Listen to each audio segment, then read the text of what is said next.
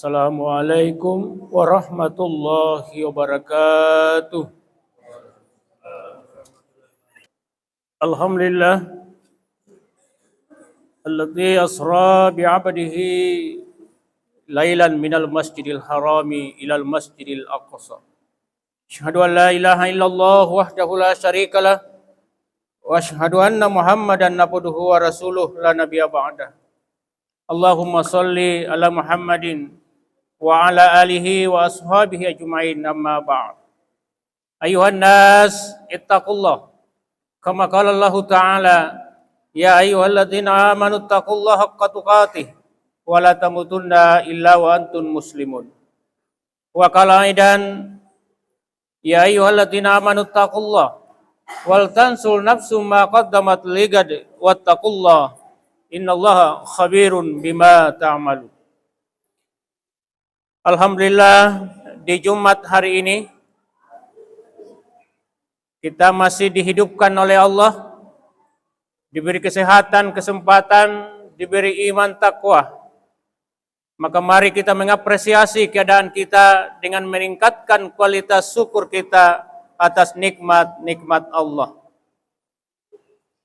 Kemudian salawat kita peruntukkan kepada Rasulullah Sallallahu Alaihi Wasallam, Nabi dan Rasul yang menjadi uswatun hasanah, menjadi ikutan kita semua dan merupakan ukuran standar untuk mengukur asli tidaknya cinta kita kepada Allah, benar tidaknya iman kita kepada Allah. Itu diukur dari loyalitas kita semua sebagai hamba untuk mengikuti Rasulullah Sallallahu Alaihi Wasallam. Qul in kuntum tuhibbunallaha fattabi'uni. Quran Ali Imran urutan surah ketiga ayat 31, bahwa ketahuilah, katakanlah, kalau kalian benar-benar mencintai Allah, maka ikutilah aku. Aku di sini adalah Rasulullah Sallallahu Alaihi Wasallam. Hadirin yang dimuliakan Allah Subhanahu wa taala,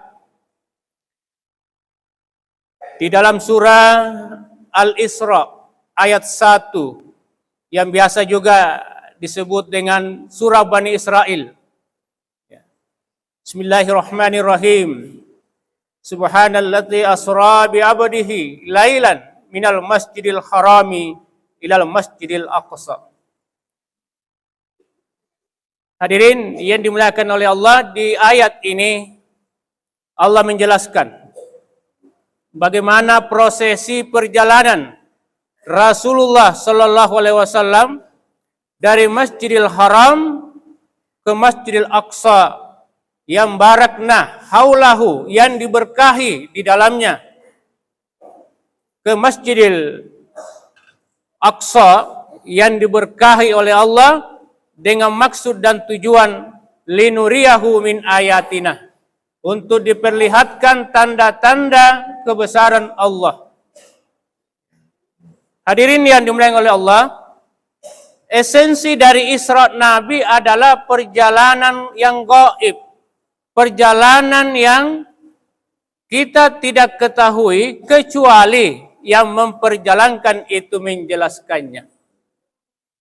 Jadi Allah jelaskan, Subhana, Maha Suci Allah, yang memperjalankan hambanya di malam hari dari Masjidil Haram ke Masjidil Aqsa yang diberkahi sekelilingnya, untuk diperlihatkan tanda-tanda kebesaran Allah. Sesungguhnya Allah Maha mendengar, Maha melihat. Jadi esensi perjalanannya adalah perjalanan gaib di malam hari yang diperjalankan oleh Allah dari Masjidil Haram di Makkah ilal Masjidil Aqsa, ke masjid yang Aqsa, terjauh, yang tidak bisa dilampaui oleh nalar manusia. Kalau masjid yang di Palestina itu antara Masjidil Haram ke Masjidil Aqsa, itu jaraknya ya 40 hari perjalanan jalan kaki. Intervalnya antara Surabaya Jakarta 15 menit kalau kita pakai kendaraan. Tapi Aqsa ini adalah tempat yang terjauh di mana Allah memperlihatkan kebesaran-kebesaran Allah bagi Rasulullah Sallallahu Alaihi Wasallam. Dan untuk lebih jelasnya hadirin yang dimuliakan oleh Allah, apa yang dilihat oleh Nabi yang menjadi titik sentral Allah diperjalankannya Rasulullah Sallallahu Alaihi Wasallam, hadirin bisa membukanya di surah An-Najm ayat 1 sampai ayat yang ke-18, urutan surahnya urutan ke-53. Di sana Allah bersumpah, wan najm, Allah bersumpah demi bintang ketika tenggelam, bahwa Muhammad itu tidak keliru dan tidak sesat, karena apa yang disampaikannya itu adalah ayat-ayat Allah. Oleh karena itu, hadirin yang dimuliakan oleh Allah, esensi perjalanan Isra Nabi ini menunjukkan bahwa ada tanda-tanda kebesaran Allah yang diperlihatkan oleh Allah kepada Nabi untuk menguatkan iman takwa Rasulullah Sallallahu Alaihi Wasallam yang terimplementasi dalam kehidupan beliau, dan itulah yang menjadi teladan dalam kehidupan kita. Urgensinya adalah ayat-ayat Allah. Karena ada dua ayat Allah. Yang pertama ada ayat Allah yang terucap oleh Allah, yaitu wahyu, dan ada ayat Allah yang tercipta oleh Allah berupa alam semesta. Oleh Quran dikatakan inna fi khalqis samawati wal ard, bahwa sesungguhnya pada penciptaan langit dan bumi, silih bergantinya siang dan malam, terdapat tanda-tanda kebesaran Allah bagi mereka yang berpikir. Dan ini menjadi ukuran, hadirin yang dimuliakan oleh Allah, bahwa manusia itu berakal, manusia itu nalar ketika ia mampu terkoneksi dengan ayat-ayat Allah. Afala yatadabbarunal Qur'an am ala qulubihin aqfaluha. Tidakkah kalian memerhatikan Al-Qur'an ataukah hatimu telah terkunci? Maka komitmen kita selaku muslim adalah berinteraksi dengan Al-Qur'an, ayat Allah yang terucap oleh Allah, yang terdiri dari 114 surah, 6.236 ayat, 30 juz. Ini adalah ayat-ayat Allah yang terucap oleh Allah untuk kita berinteraksi dengannya. Termasuk surah Al-Isra ayat 1 ini. Urutan surah ke-17, posisi juznya juz ke-15, dan posisi ayatnya berada di posisi 2030. Dari 6.236 ayat. Karena Al-Quran ini Pak, ayat pertamanya adalah Bismillahirrahmanirrahim. Dan urutan surah yang terakhir ke 6.236 ayat adalah Minal Jinnati wan Nas. Subhana berada di posisi urutan ayat yang ke-2030. Ini bisa dikonfrontir, dilihat di ayat-ayat Al-Quran. Inilah esensi yang perlu kita hadirkan, berinteraksi dengan ayat-ayat Allah yang terucap oleh Allah, yaitu Al-Quran. Hadirin jamaah Jumat rahimakumullah, ada banyak riwayat yang mengapresiasi bahwa barang siapa yang ingin bercakap-cakap dengan Allah, bacalah Al-Quran. Pelajarilah Al-Quran. Khairukum man ta'allama Al-Qur'ana wa 'allamahu. Sebaik-baik kalian ialah kalian yang mau mempelajari Al-Quran dan mau mengajarkannya. Bahkan ada riwayatnya, orang yang suka berinteraksi dengan Al-Quran itu diaku oleh Allah sebagai ahlinya, sebagai keluarganya. Bayangkan kalau Allah yang mengaku kita ini sebagai keluarganya, semua masalah sudah selesai. Manusia saja yang punya harta mengakui kita sebagai keluarganya, apatah lagi pejabat yang mengakui kita sebagai keluarganya, bukan main sugestinya bagi kita. Apatah lagi yang mengaku sebagai keluarganya adalah pemilik alam semesta, pencipta alam semesta, dan pewaris alam semesta. Huwallah, huwal awal, dialah Allah yang awal dan dia pula yang akhir. Hadirin yang dimuliakan oleh Allah. Jadi ini segmen yang pertama. Kita harus biasakan membaca Al-Quran. Kemudian di segmen yang kedua adalah ayat-ayat Allah yang tercipta oleh Allah. Di antaranya inilah yang menjadi esensi perjalanan Rasulullah di malam hari. Dari Masjidil Haram ke Masjidil Aqsa, tempat sujud yang terjauh. Di bumi ada banyak ayat-ayat Allah. Hadirin yang dimuliakan oleh Allah, coba kita perhatikan 7-8 jam yang lalu, ketika kita ini bangun di subuh hari, kita mengucapkan Alhamdulillah. Allati ahyana ba'da ma amatana wa ilaihin nusur. Segala puji bagi Allah yang telah menghidupkan aku setelah aku dimatikannya, dan kepadanya lah aku dikembalikan. Jadi hidup yang Allah berikan ini, itu adalah ayat Allah. Jangan kita punya paradigma, mindset kita berkata bahwa kita ini hidup karena kita yang mau hidup hari ini. Jangan kita punya paradigma berpikir bahwa kita ini berjumat hari ini karena kita sendiri secara mandiri yang mau berjumat. Kita ini hadir di sini karena terlalu banyak fasilitas yang Allah berikan kepada kita. Allahus Samad. Allah yang memfasilitasi hambanya. Kita diberi kesehatan, diberi kehidupan, diberi rezeki, diberi kendaraan.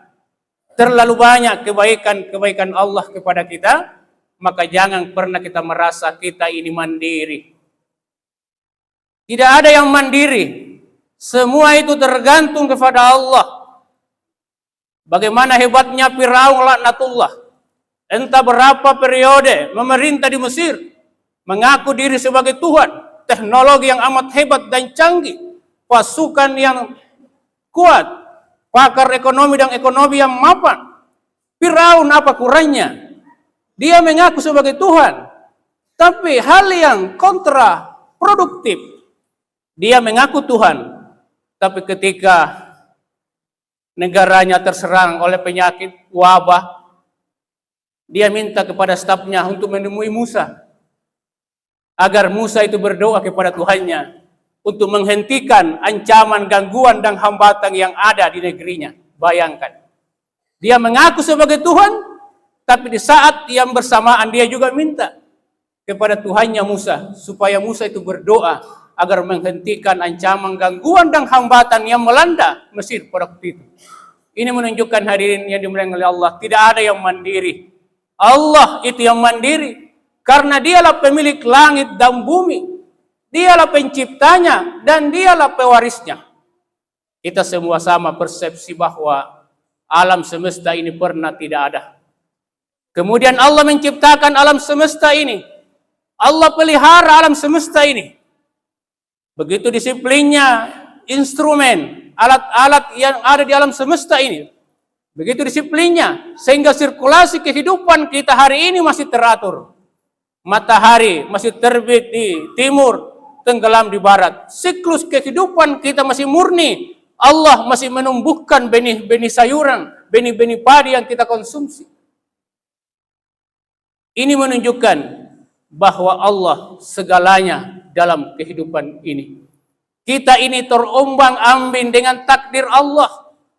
Jangan pernah mau melawan ketetapan Allah. Karena influenza saja Pak yang menyerang kita dikala kita ini labil staminanya, tidak mampu kita lawan. Apalagi ketetapan Allah. Oleh karena itu hadirin yang dimuliakan oleh Allah, jangan pernah kita kontraproduktif dengan Allah Subhanahu wa taala. Oleh karena itu di segmen yang terakhir, bahwa tupoksi penciptaan manusia bukan hanya sekedar makan dan minum untuk hidup untuk makan kembali. Tapi alur kita makan minum untuk hidup. Dan hidup ini adalah untuk liya'buduni, hanya menyembah kepada Allah.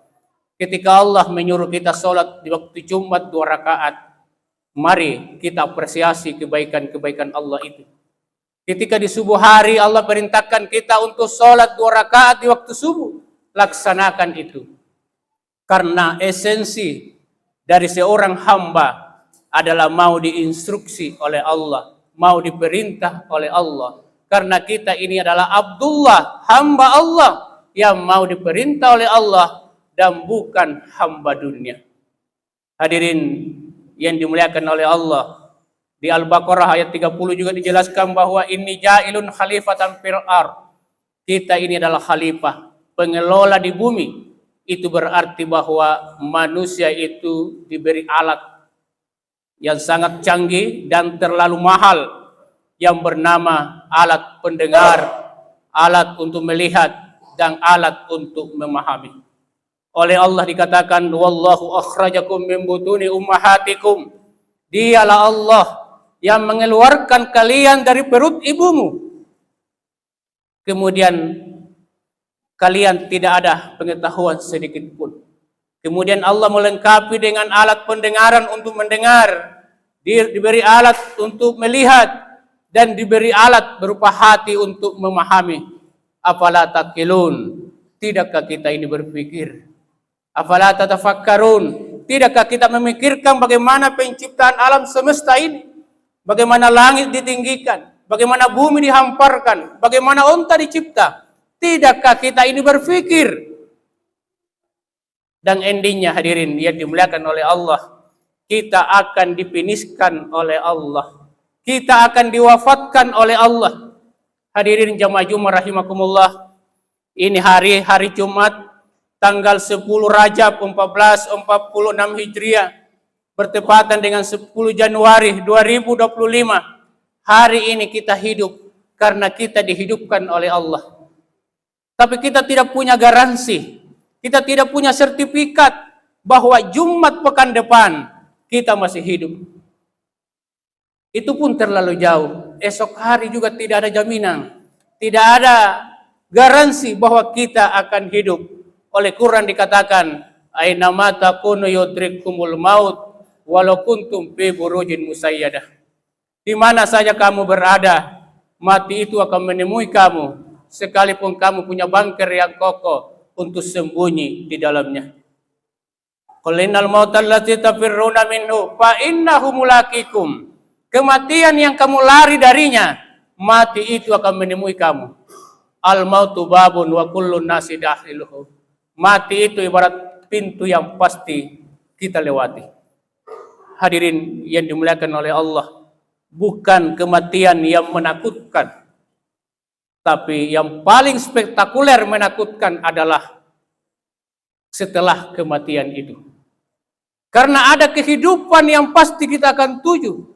Setuju atau tidak setuju, rela atau tidak rela, ada persiapan atau tidak ada persiapan, kita pasti menuju kepada kehidupan akhirat, dan haltenya adalah al-maut.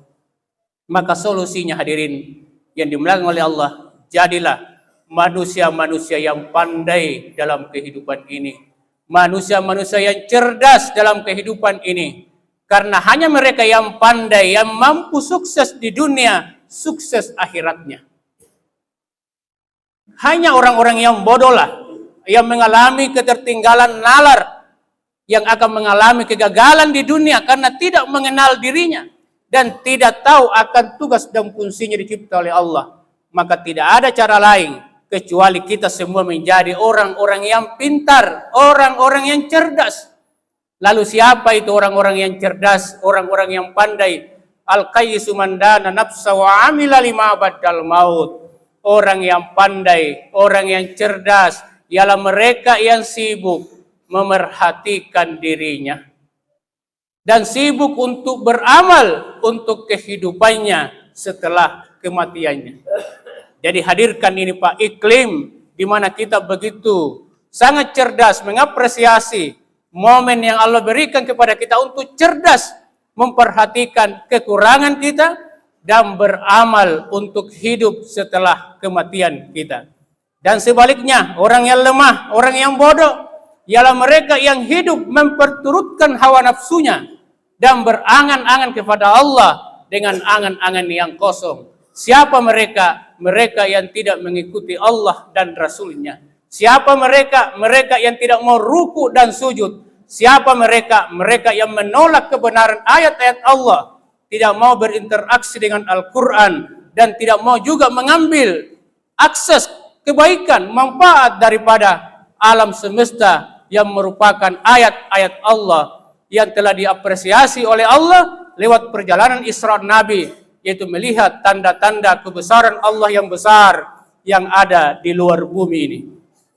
Hadirin yang dimuliakan oleh Allah, sebagai simpulan pada khutbah kali ini, marilah kita senantiasa berinteraksi dengan Al-Quran, membaca Al-Quran sesuai dengan kapasitas dan kemampuan yang ada. Kemudian yang kedua, ciptaan Allah senantiasalah kita perhatikan.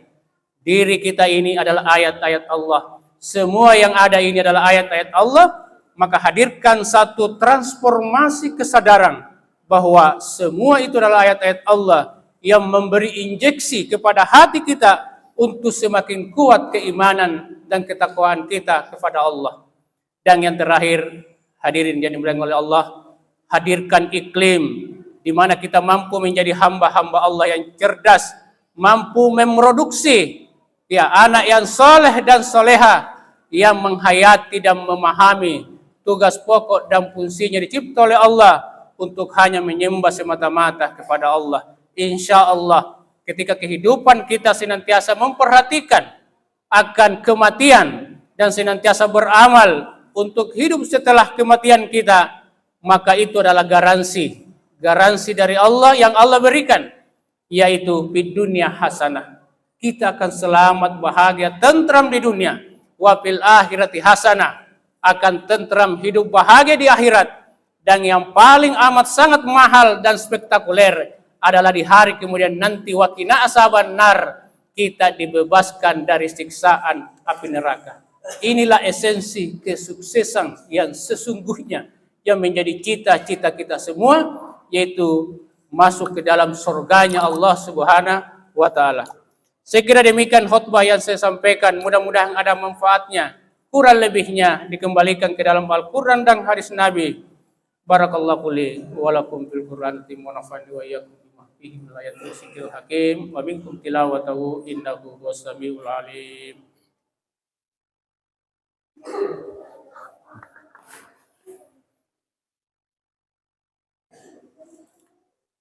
Alhamdulillahilladzi khalaqas samawati wal ardh. Asyhadu an la ilaha illallah wahdahu la syarika lah. Asyhadu anna Muhammadan abduhu wa rasuluhu la nabiyya ba'd. Allahumma salli ala Muhammadin wa ala alihi wa ashabihi ajma'in. Allahumma khulafa'ur rasyidin kalau bil haqqi wa kanu bihi adilun. Abi Bakar wa Umar wa Utsman wa Ali an-sahabika nabiyyan ajma'in. Anit tabi'in wa man tabi'ahum bi ihsanin ila yaumiddin. Qala Allah Ta'ala fil Qur'anil Karim, innallaha wa malaikatahu yusalluna 'alan nabi ya ayyuhalladzina amanu sallu 'alaihi wa sallimu taslima. Allahumma ghfir lil muslimina wal muslimat wal mu'minina wal mu'minat al ahya'i minhum wal amwat innaka sammi'ud wa qadir. Rabbana la tuzigh qulubana ba'da idh hadaytana wa hab lana min ladunka rahmah innaka antal wahhab. Rabbana atina fid dunya hasanah wa fil akhirati hasanah wa qina azabannar. Ibadallah, innallaha ya'muru bil adli wal ihsan wa ita'i dzil qurba wal fahsya'i wal munkar wal baghi ya'idukum la'allakum tadhakkarun. Wa la dzikrullahi akbar wallahu ya'lamu ma tasna'un.